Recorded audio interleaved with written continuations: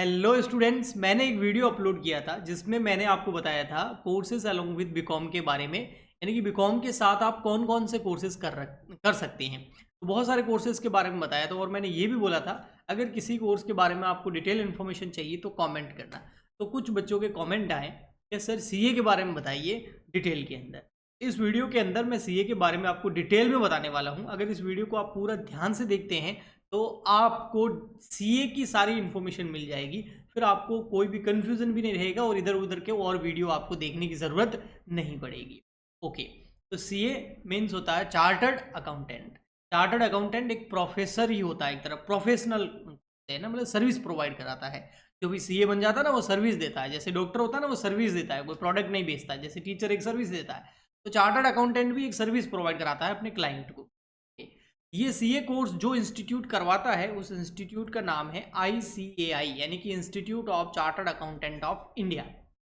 यह इंस्टीट्यूट ही पूरा CA course करवाता है, सारे एग्जामिनेशन वगैरह लेता है, स्टडी मटेरियल प्रोवाइड कराता है और उसके बाद में आपको डिग्री भी देता है और मेंबरशिप भी आप यहाँ से ले सकते हैं। ओके, सीए कोर्स करने के बाद आप दो काम कर सकते हैं। एक तो डिग्री कोर्स लेके आप क्या कर सकते हैं, अपना खुद का ऑफिस खोल के अपने क्लाइंट्स को सर्विस प्रोवाइड करा सकते हैं, इनकम टैक्स की, जीएसटी की, ऑडिटिंग की, वगैरह वगैरह वगैरह। और एक दूसरा तरीका, आप किसी कंपनी में जॉब भी कर सकते हैं।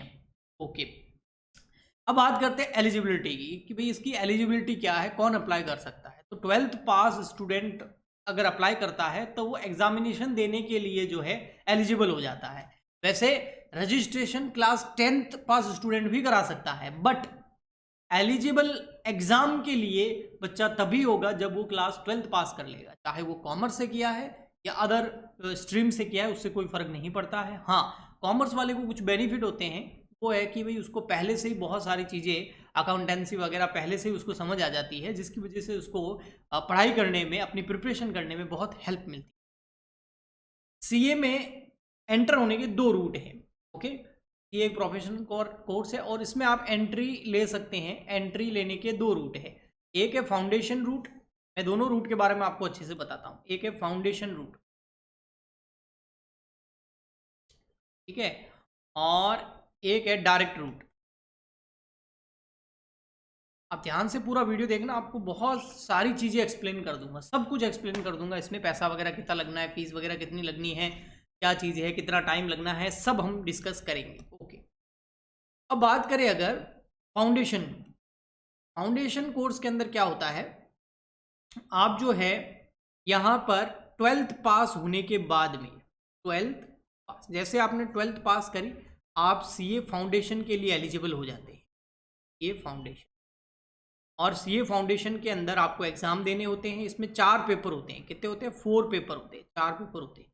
इसमें 2 पेपर सब्जेक्टिव होते हैं और 2 पेपर ऑब्जेक्टिव होते हैं। Accountancy, economics, maths and law, ये 4 सब्जेक्ट होते हैं, जिसमें 2 सब्जेक्टिव होते हैं, 2 ऑब्जेक्टिव होते हैं। मतलब 2 में एमसीक्यूज आते हैं आपके, और 2 पेपर अकाउंटेंसी, और ये जो है इसको आपको पूरा एक्सप्लेन सॉल्व करना पड़ता है, ठीक है। और पर पेपर 100 मार्क्स का होता है। टोटल 4 पेपर के 400 मार्क्स हो गए, उसमें से कम 200 मार्क्स लाना जरूरी है, 50% नंबर लाना जरूरी है, तब भी आप पास होंगे, वरना नहीं होंगे। सीए फाउंडेशन करने के बाद में फिर नेक्स्ट स्टेप जो आता है वो आता है सीए इंटर, सीए इंटरमीडिएट या इंटर। अब ये सीए इंटर, पहले इसको आईपीसीसी बोलते थे, फिर इसको उससे पहले भी पीसीसी ऐसे कुछ बोलते थे, है ना, P1 वगैरह बोलते थे, लेटेस्ट आईपीसीसी बोलते थे, और इसका सबका मतलब सीए इंटर होता है। सीए फाउंडेशन अगर आप पास होंगे तो ही आप सीए इंटर के अंदर जा सकते हैं।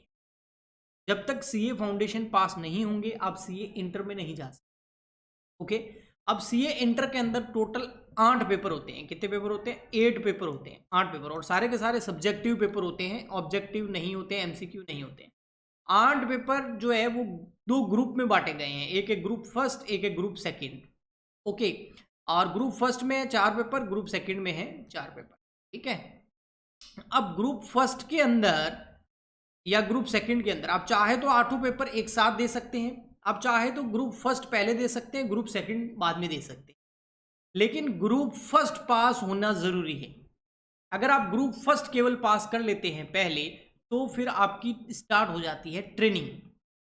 किसी सीए के अंडर आपकी ट्रेनिंग स्टार्ट हो जाएगी, और ये ट्रेनिंग लगभग 3 साल की होती है, मोटा मोटी मैं बता रहा हूँ 3 ईयर की ट्रेनिंग होती है ये। Okay okay. अब अगर आप दोनों ग्रुप पास हो जाते हैं तो भी आपकी ट्रेनिंग स्टार्ट हो जाएगी। अगर सेकंड ग्रुप पास हो जाए तो ओनली तो ट्रेनिंग स्टार्ट नहीं होगी, फर्स्ट ग्रुप होना जरूरी है। और अगर दोनों हो जाते हैं तो भी अच्छी बात है। आई थिंक इसमें 3 पेपर है, टोटल 7 है, ऐसा कुछ है, ठीक है। वो थोड़ा सा कुछ मेरे को याद नहीं आ रहा, पहले 7 ही थे, अब ये 8 कर दिए तो पता नहीं। ग्रुप फर्स्ट में 4 पेपर है, ठीक है, ग्रुप सेकंड में 3 है या 4 है, ऐसा ही कुछ है। तो दोनों ग्रुप पास हो जाते हैं तो भी आपकी ट्रेनिंग स्टार्ट, या केवल फर्स्ट ग्रुप पास हो जाते हैं तो भी आपकी ट्रेनिंग स्टार्ट हो जाएगी।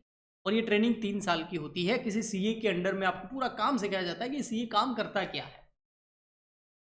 जैसे ही ट्रेनिंग चलती रहती है, और उसके बाद में क्या होता है, ट्रेनिंग चलने के साथ साथ आप जो है अपने सीए फाइनल की प्रिपरेशन करते रहते हैं, ठीक है। लास्ट स्टेप आता है आपका सीए फाइनल का। तो सीए फाइनल की आप प्रिपरेशन इस ट्रेनिंग के साथ साथ में कर सकते हैं। सीए फाइनल की प्रिपरेशन आप ट्रेनिंग के साथ कर सकते हैं। इसमें टोटल 8 पेपर होते हैं, वही 8 पेपर, जिसमें वही ग्रुप 2 होते हैं, group first and group second, 4 paper होते हैं। चाहे तो आप 8 पेपर एक साथ दे के निकल सकते हैं, या एक एक पेपर भी आप क्लियर कर सकते हैं। ट्रेनिंग खत्म होने से लगभग 5-6 महीने पहले ही आप एलिजिबल हो जाते हैं सीए फाइनल एग्जामिनेशन के लिए।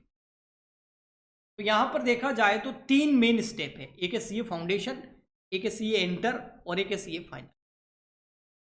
साथ में आपकी क्या है, ये जो फाउंडेशन रूट है इसमें क्या होता है, 12th के बाद में ही आप सीए के अंदर घुस जाते हैं, तो आपकी बीकॉम भी साइड में चलती रहती है। और सीए के अंदर इतना ज़्यादा नॉलेज होता है, इतना ज़्यादा उसमें स्टडी आपको करनी पड़ती है कि बीकॉम आपकी आसानी से हो जाती है।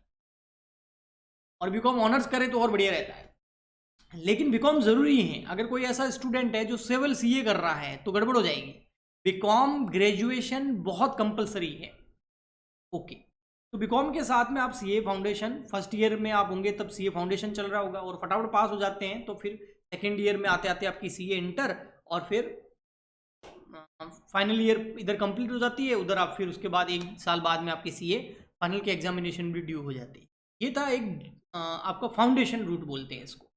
अब यहाँ पर कौन से स्टेप पे कितनी फीस लगेगी वो भी मैं आपको बताऊंगा। ओके, फिर आता है एक डायरेक्ट रूट। डायरेक्ट रूट ये कहता है कि आप ऐसा करो, पहले अपनी यूजी यानी कि अंडर ग्रेजुएशन की डिग्री कर लो, चाहे वो आप बीकॉम से कर रहे हो या बीबीए से कर रहे हो, वो डिग्री आप, या फिर बीए वाला भी अप्लाई कर सकता है। एक बार आप अंडर ग्रेजुएशन की डिग्री कंप्लीट कर लो, यानी कि ग्रेजुएट हो जाओ। ग्रेजुएट होने के बाद में आपको अब ये वाला स्टेप देने की ज़रूरत नहीं है, आपको फाउंडेशन, सीए फाउंडेशन देने की ज़रूरत नहीं है। यहाँ फिर आप डायरेक्ट एंट्री ले लेंगे सीए इंटर के अंदर, डायरेक्ट एंट्री, इसलिए इसका नाम है डायरेक्ट रूट। यानी कि बट बीकॉम कंप्लीट होने के बाद, यानी कि आपकी 3 साल की पढ़ाई पूरी होने के बाद में, BCom first year, second year, final year, यानी कि 3 साल की कंप्लीट स्टडी हो गई, और आपके बीकॉम के अंदर कम से कम 55 मार्क्स होने चाहिए 3 सालों के मिला के, एवरेज 55%। और अगर आप बीबीए या बीए वगैरह कर रहे हैं, बीबीए या बीए वगैरह कुछ और आपने करा है, और किसी में ग्रेजुएशन की डिग्री करी है, तो कम से कम 60% आपके होने। उसके बाद में आप बीकॉम करने के बाद आप सीए फाउंडेशन आपको देने की जरूरत नहीं है, सीधा आप सीए इंटर के अंदर आ सकते हैं। सीए इंटर में पहले आपकी 9 मंथ की ट्रेनिंग होगी, इधर आप रजिस्ट्रेशन करा देंगे और 9 महीने की आपकी ट्रेनिंग हो जाएगी। 9 महीने ट्रेनिंग होने के बाद में आप सीए इंटर के लिए एलिजिबल हो जाएंगे, और आप सीए इंटर के एग्जाम दे सकते हैं, वही फर्स्ट ग्रुप, सेकेंड ग्रुप वगैरह वगैरह। और उसके बाद में मामला वही है सीए फाइनल तक। ओके, 3 साल की ट्रेनिंग वगैरह वो सब चलेगा, ठीक है। तो ये एक डायरेक्ट रूट था और एक फाउंडेशन रूट था। अब यहाँ पर बात करते हैं थोड़ा सा लेवल की, है ना, लेवल कौन सा लेवल ज़्यादा हाई है, और लास्ट में मैं आपको सजेस्ट भी करूंगा कि आपको क्या करना चाहिए, डायरेक्ट रूट पर अपनाना चाहिए, फाउंडेशन रूट से आपको जाना चाहिए, मैं आपको उसके बारे में सजेस्ट भी करूंगा। सीए फाउंडेशन जो रूट है इसको इजी रूट माना जाता है, क्योंकि इसमें लगभग मैं ज़्यादा ले रहा हूँ, कम से कम 25 से 30% रिजल्ट रहता है। यानी कि अगर 100 स्टूडेंट बैठे हैं तो 30 पास हो जाते हैं, लगभग 25 से 30% इसका रिजल्ट रहता है। सीए इंटर की बात करूं तो इसमें आप मोटा मोटी माने तो 20% मान ले, बहुत ज़्यादा है ये 20%, ठीक है, 15% के आसपास रहता है। तो कभी अच्छा हो जाए तो 20% रिजल्ट रहता है, यानी कि 100 में से 20 स्टूडेंट पास हो जाते हैं। लेकिन सबसे अच्छी बात इसकी क्या है वो मैं आपको बताऊंगा। और सीए फाइनल की अगर रूट की बात करूं, सबसे हार्ड रूट है, इसमें 5 से 10% के बीच में रिजल्ट रहता है, 5% के आसपास रहता है, 10% तो बहुत बड़ी बात हो गई। 5% मान लो आप, 10% बोलना ही खराब हो जाएगा, आपको धोखा देना हो जाएगा। 5% रिजल्ट रहता है। लेकिन इसमें यह है ना कि जैसे आपने एक बार सीए फाउंडेशन दे दिया, आप क्लियर हो गए, फिर आपने सीए इंटर दिया, आप क्लियर नहीं हुए, तो कोई बात नहीं, 6-6 महीने में एग्जाम होते रहते हैं, वापस दे सकते हैं, वापस दे सकते हैं, वापस दे सकते हैं, वापस दे सकते हैं, हर 6 महीने में इसके एग्जाम होते हैं। तो ये एक अच्छी है, मतलब फर्स्ट टाइम में आपने फाउंडेशन तो क्लियर कर लिया, लेकिन आपका सीए इंटर फर्स्ट टाइम में नहीं हुआ, तो second time, third time, fourth time आप दे सकते हैं, वापस फाउंडेशन देने की जरूरत नहीं है। एक बार सीए इंटर क्लियर हो गया तो सीए फाइनल भी आप जो है एलिजिबल हो गए, और सीए फाइनल नहीं हुआ तो आप वापस दे सकते हैं, आपको सीए इंटर वापस देने की जरूरत नहीं है। जैसे यूपीएससी वगैरह में होता ना, प्री और फिर मेन और फिर इंटरव्यू, अगर कोई इंटरव्यू में फेल हो गया तो प्री वापस देना पड़ेगा, ऐसा यहाँ नहीं है। यहाँ आप एक बार सीए फाउंडेशन पास हो गए, बस हो गए, अब आपको वो वापस नहीं देना है। अगर सीए इंटर एक बार पास हो गए तो हो गए, अब वापस वो नहीं देना है, चाहे आप आगे वाला स्टेप क्लियर करो या नहीं करो। तो ये एक अच्छा है। बाकी परसेंटेज के हिसाब से थोड़ा सा CA final level hard level के अंदर आ जाता है, हार्ड कैटेगरी के अंदर आ जाता है। अब थोड़ा बात कर लेते हैं हम यहाँ पर आपके फीस की बात करता हूँ, फी की बात करते हैं। तो सारे रूट्स के बारे में फीस की बात बता देता हूँ मैं आपको। फीस की बात करें तो सबसे पहले सीए फाउंडेशन में 2 तरह की फीस लगती है, एक लगती है रजिस्ट्रेशन फीस और एक लगती है एग्जामिनेशन फीस। फिर ये भी बताऊंगा कि एग्जामिनेशन कब कब होते हैं।